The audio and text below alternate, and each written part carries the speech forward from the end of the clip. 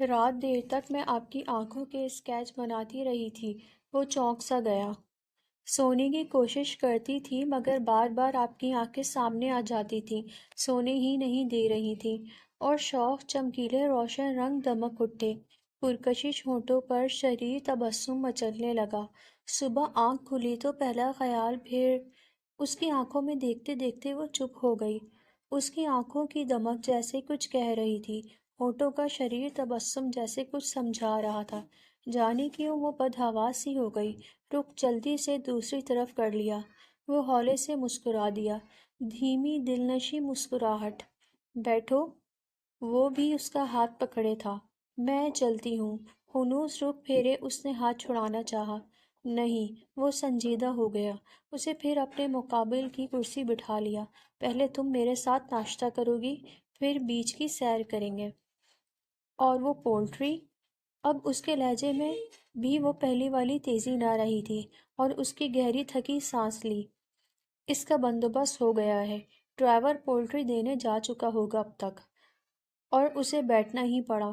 Michel نے محسوس کیا وہ اچانک بدل سی گئی تھی، ساری شوخی ماند پڑ گئی تھی اور ادھر ادھر دیکھتے ہوئے اس سے نظریں چرا رہی تھی جیسے۔ اس نے ٹانگیں میز کے نیچے سیدھی پھیلا لیں، سر کرسی کی پشت سے ٹکا لیا اور دلنشیں آنکھیں موند لیں۔ ہلکی نیلی زمین پر تیز نیلے ان گنت اڑتی پھرتی تتلیوں والے کپڑے پہننے والی تتلی اس وقت اپنے کپڑوں کی تتلیوں کی طرح اڑتی نہیں پھر رہی تھی، چپ چپ سی تھی۔ ایک بار پھر مدھر سی مسکراہٹ اس کے لبوں کو چھو گئی۔ اس نے آنکھیں کھول دیں۔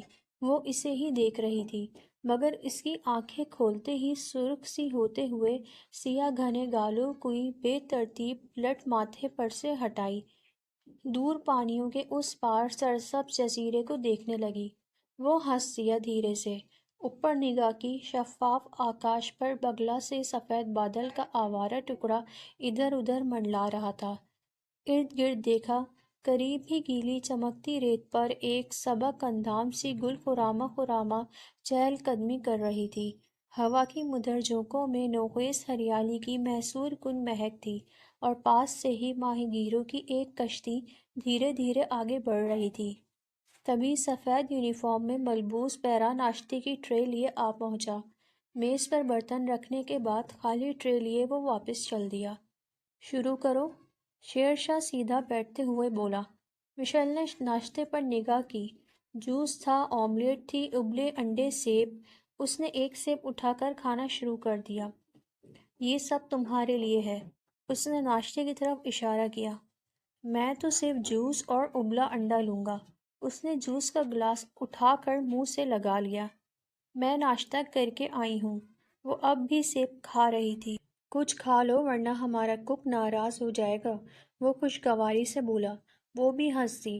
وہ اب تک کچھ سنبھل چکی تھی۔ چائے؟ شیرشاہ نے پوچھا۔ نہیں، اس نے سر نفی میں ہلایا۔ کافی؟ اور اس نے پھر سر انکار میں ہلا دیا۔ اچھا تم دودھ پی لو۔ وہ کپ میں دودھ ڈالنے لگا، اور مشیل خوشی خوشی دودھ پینے لگی۔ گھر میں بھی تو وہ دودھ ہی لیا کرتی تھی، چائے تو کبھی پی ہی نہ تھی۔ اس کی ہر بات، ہر ادا میں بچوں کی سی معصومیت تھی۔ وہ محظوظ سا ناشتہ کرتے کرتے اسے دیکھتا گیا۔ رات میری آنکھوں کے اسکیچ بنانے کا خیال کیسے آیا؟ کافی کا کپ منہ سے لگاتے ہوئے وہ اپنی مسکراہٹ صاف چھپا گیا۔ اس کی معصوم چہرے پر رنگ سا دوڑ گیا۔ تم کہتی تھیں تمہیں سونے نہیں دے رہی تھیں۔ اس کی خمیدہ پلکیں کانپ گئیں۔ پتہ نہیں، میری آنکھیں زیادہ ڈراؤنی تو نہیں؟ اسے چھیڑنے میں اسے مزہ آ رہا تھا۔ آپ چپ نہیں رہ سکتے؟ اوہ، وہ خوبصورتی سے ہنس دیا۔ اب نہیں بولوں گا۔ کچھ دیر قبل ہی یہی سب کچھ تو اس نے خود ہی تو اسے بتایا تھا، کتنی معصومیت سے، کتنی سادگی سے۔ اب شاید آگاہ ہوئی تھی، محتاط ہو رہی تھی۔ وہ مالک سو رہا ہے اب تک؟ ایک بار پھر مشیل نے دور جاتی کشتی پر نظریں جما دی تھی۔ بڑی جلدی خیال آیا۔ کیا باس آدمی ہے، وہ نخوت سے بولی۔ اتنے خوبصورت جزیرے کا مالک ہے، کبھی باہر نکل کر دیکھتا ہی نہیں شاید۔ دراصل اس کی ایک ٹانگ میں نقص ہے، نہیں چاہتا ہوگا کہ وہ اس کی آنکھوں میں دیکھ کر کہہ رہا تھا، اتنی خوبصورت لڑکی اسے لنگڑاتے ہوئے دیکھے۔ اوہ، وہ یکدم سنجیدہ نظر آنے لگی۔ تو آپ نے اس کے پاس بیٹھ کر ناشتہ کیوں نہیں کیا؟ تم جو آ دھمکی تھی طوفان بعد بارہ کی طرح۔ اور وہ خوبصورتی سے ہنسنے لگا۔ اس کی ہنسی کی نازک سی کھنک اس کے موتیوں جیسے خوبصورت دانت بہت بھلے لگ رہے تھے۔ چلو میم، اس نے نیپکن سے ہاتھ پونچھے، پینٹ کے پائنچے قدرے اوپر کی طرف لپیٹے اور ننگے پاؤں ہی اٹھ کھڑا ہوا۔ مشل نے دیکھا، تھوڑی سی ہی دیر میں ڈریس اپ ہوا۔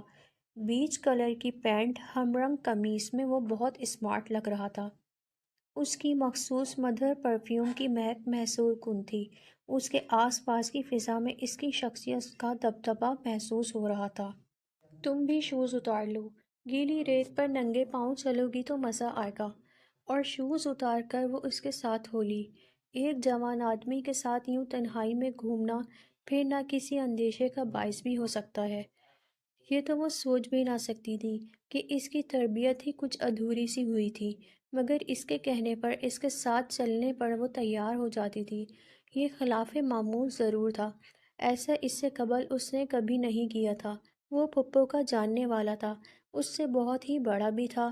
جو کہتا تھا شاید ٹھیک کہتا تھا، اس لیے غالباً وہ اس کی ہر بات مان لیتی تھی۔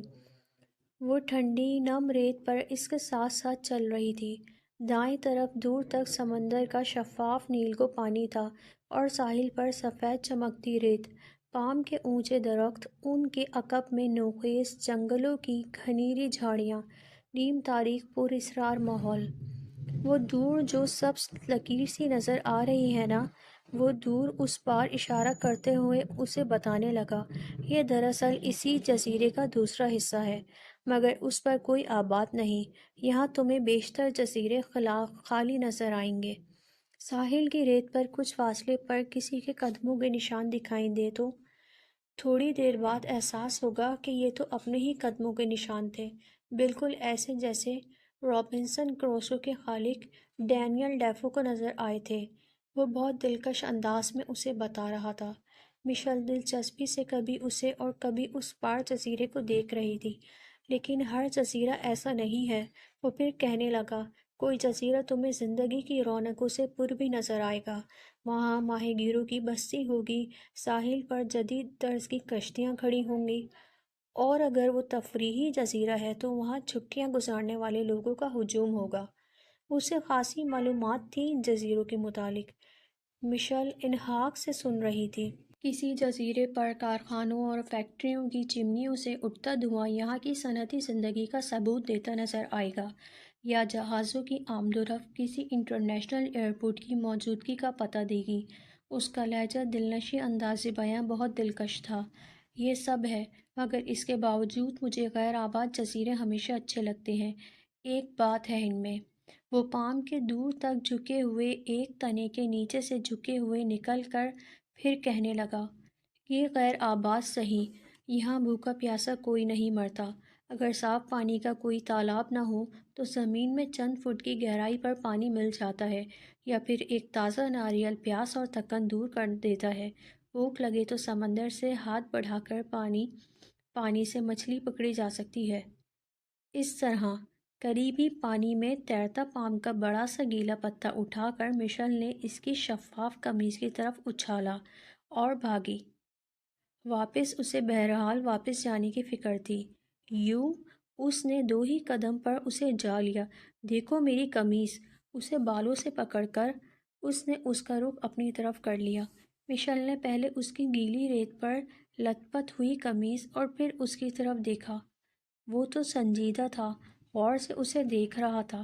اس کی چمکتی نیلی آنکھیں پھیل سی گئیں، خوف زدہ سی ہو گئی وہ۔ صاف کرو اسے، اس کے لہجے میں تحکم تھا، اور وہ خوف بھول بھال گئی۔ میں صاف کروں گی۔ ہاں تم صاف کرو گی۔ مشل کے چہرے کا رنگ بدل سا گیا۔ ساتھ مار کر اپنے بال چھڑائے اور اکڑ اکڑ کر کھڑی ہو گئی۔ ہاتھ بڑھا کر شیرشاہ نے اس کا ہاتھ پکڑ لیا، اور باوجود اس کے احتجاج کے اس کی آنکھوں میں دیکھ دیکھ کر اس کے ہاتھوں سے اپنی قمیض جھاڑنے لگا، اور مشل نے جھکتے سے اپنا ہاتھ چھڑا لیا۔ تیز تیز قدم اٹھاتی واپس جانے لگی۔ وہ بھی پیچھے پیچھے آنے لگا۔ جب مشل نے پام کا گیلا پتا اس پر پھینکا تھا، وہ ایک پل کو چونکا ضرور تھا۔ ایسا کرنے کی اس سے قبل کسی کی جرأت نہیں ہوئی تھی، مگر دوسرے ہی لمحے جانے کیوں اسے اس کی بچوں کی سی یہ حرکت اچھی سی لگی تھی۔ وہ جان بوجھ کر سنجیدہ بنا تھا۔